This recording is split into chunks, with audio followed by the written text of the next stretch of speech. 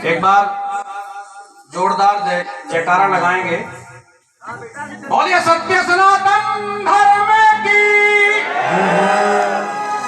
जय श्री राम। जगाओ अपने अंदर की ऊर्जा। ये जो सुप्तावस्था भी आई थी, जगाओ अपने अपने अपने धर्म की उस आस्था को जिसके लिए हम यहाँ एकत्र हुए हैं। जागरण का मतलब केवल भगवान को प्रसन्न करना नहीं होता। जागरण का मतलब यहाँ उपस्थित जो लोग हैं उनके मन में अपने धर्म के प्रति आस्था बढ़ाना, अपने धर्म की भावनाओं को, अपने धर्म की परंपराओं को उन तक पहुंचाना भी होता है। माता रानी का जागरण है, हम सब प्रसन्न कर रहे हैं, माँ के भक्त हैं, माँ के बच्चे हैं। उसको एक बार 1 मिनट के लिए भी दिल से अगर याद कर लोगे वो फिर भी प्रसन्न हो जाएगी। जागरण, जागरण का शब्दावली का अर्थ है सुप्तावस्था से लोगों को जगाना। और कौन सी सुप्तावस्था? जो हम अपने ही धर्म के होके अपने धर्म की परंपराओं को भूले बैठे। अब ये गाना चल रहा था, उसमें एक शब्द था कि एक पता कौन सी पत्नी ऐसी है जो प्रतिदिन पैर छूती है, किसी का हाथ नहीं उठा। ये हमारे धर्म की परंपरा थी जिसे हम भूल गए थे। जागरण का मतलब जगाना है। एक अच्छी बात आप तक पहुंचे उसका मतलब है जागरण। या देवी सर्वभूतेषु शक्तिरूपेण संस्थिता नमस्तस्यै नमस्तस्यै नमस्तस्यै नमो।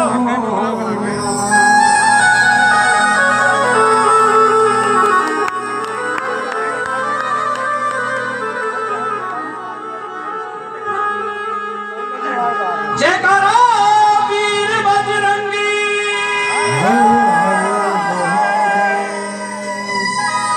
मनोजवम मारुततुल्य वेगम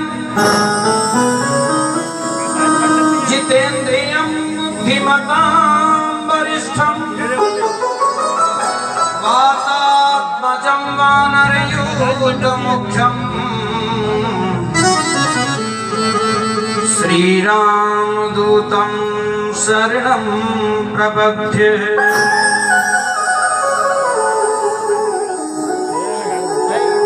नमामि समीशान निर्वाण रूपं विभुं व्यापकं ब्रह्म वेद स्वरूपं निजं निर्गुणं निर्विकल्पं निरीयं चिदाकाशमाकाशवासं भजेऽहं निराकार ओंकार मूलं तुरीयं गिराजानुगोतीतमीशं गिरीशं करालं महाकालं कृपालं गुणागार संसारपारं नतोऽहम्।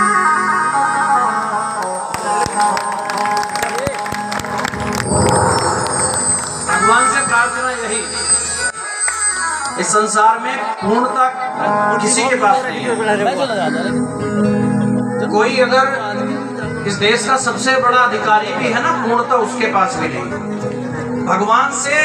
भगवान के पास बैठने के लिए अगर 2 वक्त का समय मिले ना, तो उससे केवल ये कहना कि प्रभु हम ना तो आपकी आराधना जानते हैं ना आपकी पूजा जानते हैं।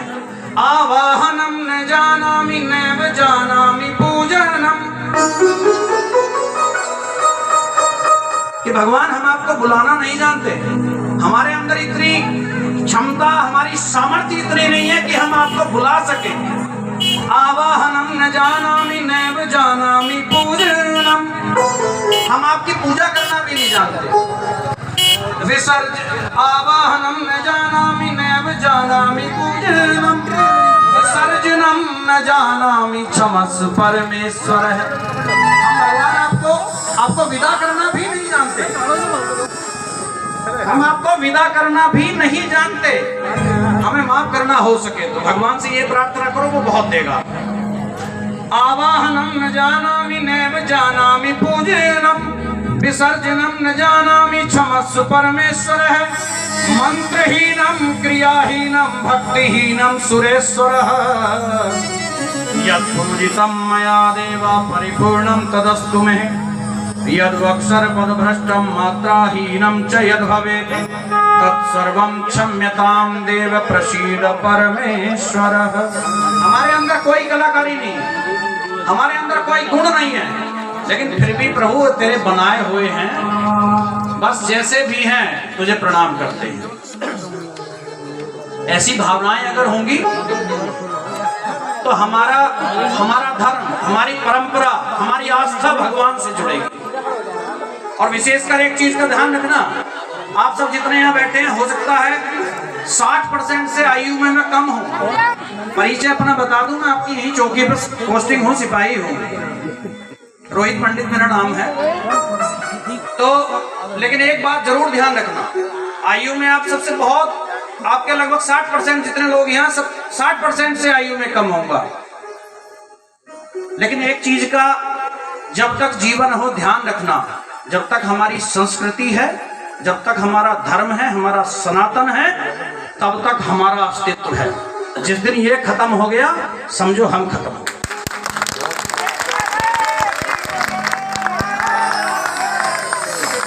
हम अपने बच्चों को ये जरूर, अगर बच्चा गाना सुन रहा है, तू पैसा पैसा करती है, पैसे पे मरती है, हम बड़े खुश, बोला देखो मेरी लड़की 4 साल की कितना अच्छा डांस कर रही है, पैसा करती है। अरे उसे ये सिखाओ कि गायत्री मंत्र कैसे बोलते हैं, उसे सिखाओ कि त्र्यंबकम भगवान का मंत्र कैसे बोला जाता है। जगाओ अपनी आस्था को, अपनी आत्मा को और अपने संस्कारों को। ये सौभाग्य की बात होती है कि हमारा जन्म सनातन में हुआ है। और ये सत्य सनातन धर्म की जय श्री राम। आइए एक प्रेरणादायक एक गीत आप सबने सुना होगा, एक शब्द है झुनझुना। शादी ब्याह में जो वो इस तरह से हाथ में लेके बजाते हैं, उसको कहते हैं झुनझुना। और कोई कितना ही बड़ा हो, अगर भगवान के दरबार में आस्था ये लेकर के जाएगा कि प्रभु मैं कुछ भी नहीं हूं, मिलेगा तभी। क्योंकि महाभारत का जब युद्ध प्रारंभ होने को था, भगवान श्री कृष्ण जी के पास दुर्योधन भी गए और युधिष्ठिर भी गए, लेकिन मांगने की कला जो युधिष्ठिर के पास थी वो दुर्योधन के पास नहीं थी। परिणाम क्या हुआ, आपने देखा कि 100 भाई थे, समाप्त। मांगने की कला क्या थी, भगवान कृष्ण सोए हुए थे। जब भगवान कृष्ण से सहायता मांगने के लिए कौरव और पांडव गए, तो दुर्योधन चूंकि अहंकार से परिपूर्ण था, दुर्योधन जाकर के खड़ा हो गया भगवान के सिरहाने, सिर की तरफ। युधिष्ठिर तो हाथ जोड़ करके गए थे और सिर झुका करके गए थे, पैरों की तरफ खड़े हो गए। भगवान उठे, अब इस तरह से सोए हुए हैं, उठेंगे तो पहली दृष्टि किस पर पड़ेगी, जो पैरों की तरफ खड़ा होगा। उसने कहा युधिष्ठिर आप कैसे आए बताइए। कि प्रभु, इतना ही कहने दुर्योधन कहने लगे, अरे प्रभु पहले तो मैं आया हूं। अरे पीछे देखा दुर्योधन भी खड़े हैं। बताओ दुर्योधन कहे, प्रभु महाभारत के युद्ध की घोषणा हुई है, अब बताइए कि आप किसका साथ देंगे। साथ किसका देता भगवान, जो सर झुकाकर मांगने जाए। आप उससे जाकर के कहो कि सुनो मैं चेयरमैन हूं, दे दे कुछ, तो कहेगी जा तेरे जैसे चेयरमैन कितने घूम रहे हैं।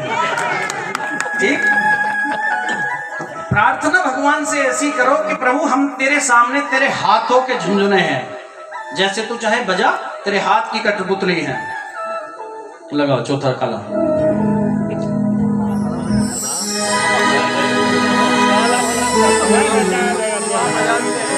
तेरे हाथों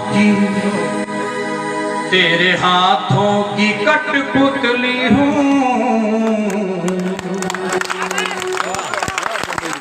तेरे हाथों की कठपुतली हूँ, तेरे हाथों का मैं झुनझुना हूँ, तेरे हाथों की कठपुतली हूँ, तेरे हाथों का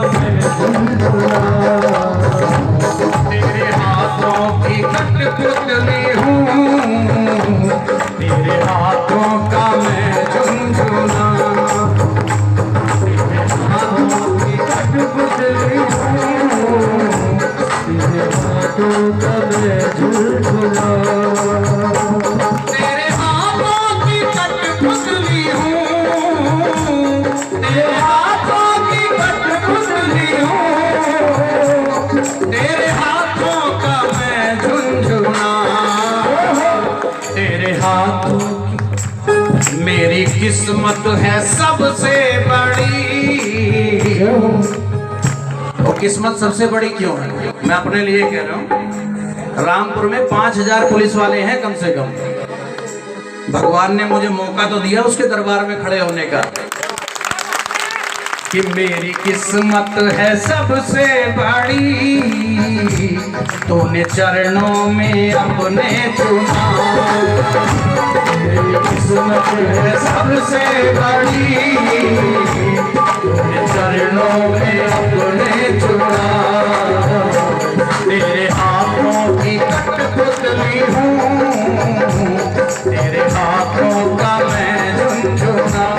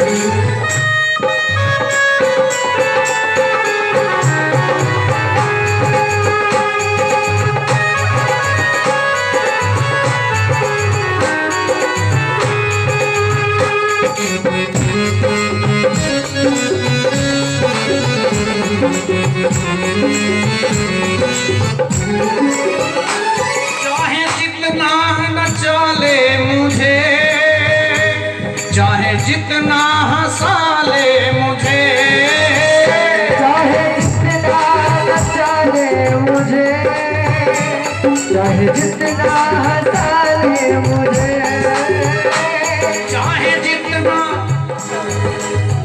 जिसने जन्म दिया है उसके हाथ में है वो हंसाए या रुलाए। चाहे जितना हंसा ले मुझे, चाहे जितना रुला ले मुझे, चाहे जितना हंसा ले मुझे, चाहे जितना रुला ले मुझे। जानता हूँ मैं, जानता हूँ तू देती बहुत, मेरी किस्मत से भी 100 गुना। जानता हूँ तू देती बहुत, मेरी किस्मत से भी 100 गुना। तेरे हाथों की कठपुतली हूँ, तेरे हाथों का मैं झुनझुना। तेरे हाथों की कठपुतली हूँ, तेरे हाथों का मैं झुनझुना।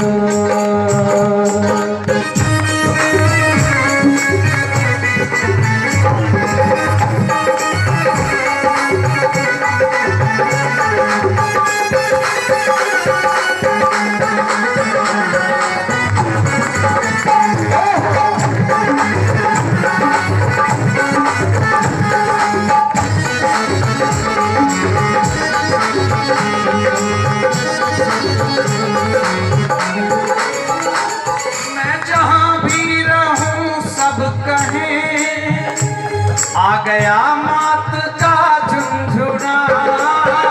मैं जहाँ भी रहूं सब कहे। मुझे इस बात की भी कोई फिक्र नहीं है। तो कहेंगे कि यार पुलिस में है, बताओ कहाँ रहे आप हैं? बहुत से कहते हैं, मेरे साथ वाले अक्सर कहते हैं सारी पूरी चौकी खड़ी है अपनी, ये कहते हैं सारे लो बोले यार तुम तो कहाँ पुलिस में भर्ती हो गए, इससे तो गाय का गुजारा चला लेते। अरे गुजारा तो उनके भी चल रहा है जिनके तो हाथ पैर ना, मुझे तो भगवान ने सब कुछ दिया। मैं जहाँ भी रहूं सब कहे आ गया मात का झुनझुना। मैं जहाँ भी रहूं सब कहे आ गया मात का झुनझुना। 2 महीने हो गए चौकी पे आए हुए, मुझे 2 महीने का समय हो गया। इस 2 महीने में इतने लोगों को मेरे बारे में पता न चला होगा जितने आज भगवान के दरबार में आने से पता चल गया। तो उसके वजह से मेरी पहचान बनी। मैं जहां भी रहूं सब कहें आ गया मात का झुनझुना। मैं जहां भी रहूं सब कहें आ गया मात का झुनझुना। तेरे दम पे ही पहचान है, तूने चरणों में अपने चुना। तेरे दम पे ही पहचान है, तूने चरणों में अपने चुना। तूने हरदम यही है कहा, जरा तालियां हरदम तूने हरदम यही है कहा। क्यों फिक्र करता है मैं हूँ, हरदम यही है कहा। क्यों फिक्र करता है मैं हूँ। तेरे हाथों की कठपुतली हूँ, तेरे हाथों का मैं चुनचुना। तेरे हाथों की कठपुतली हूँ, तेरे हाथों का मैं चुनचुना।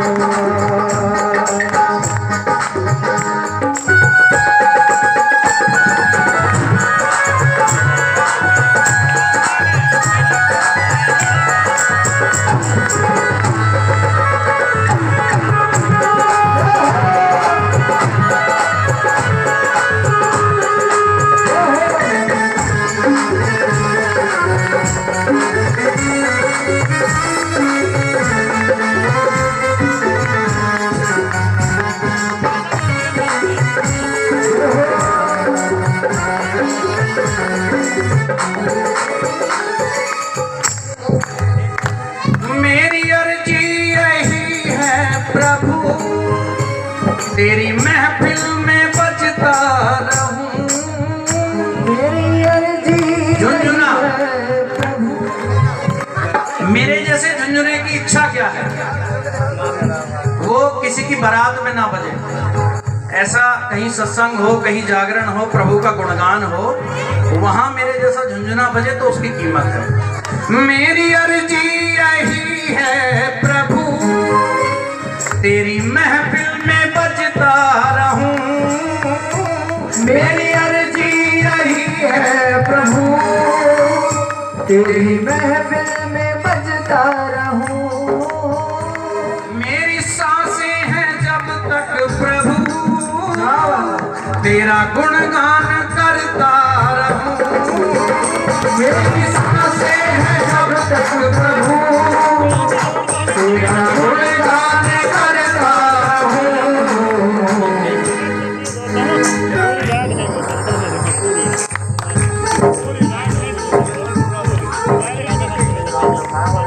जरा तालियां बजा दे भैया, इतना अच्छा गा रहे हैं, क्या बात है। मेरी अर्जी यही है प्रभु तेरा, मेरी अर्जी यही है प्रभु, तेरी महफिल में बजता रहूं। मेरी अर्जी यही है प्रभु, तेरी महफिल में बजता रहूं। मेरी सांसें हैं जब तक चले, तेरा गुणगान करता रहूं। रोहित पंडित का जीवन प्रभु, रोहित पंडित का जीवन प्रभु, बिन तेरे है सुना सुना।